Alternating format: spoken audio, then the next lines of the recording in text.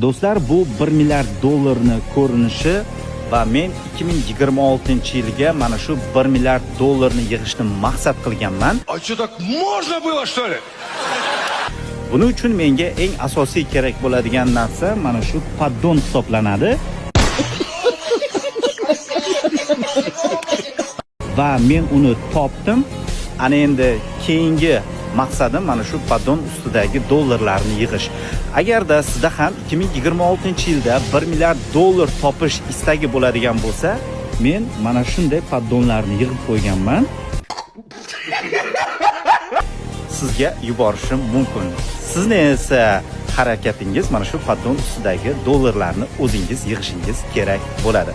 Mana shu videoni 2026-yilda ulkan maqsadi bor insonlarga yuborib qo'yasiz. Salomat bo'ling.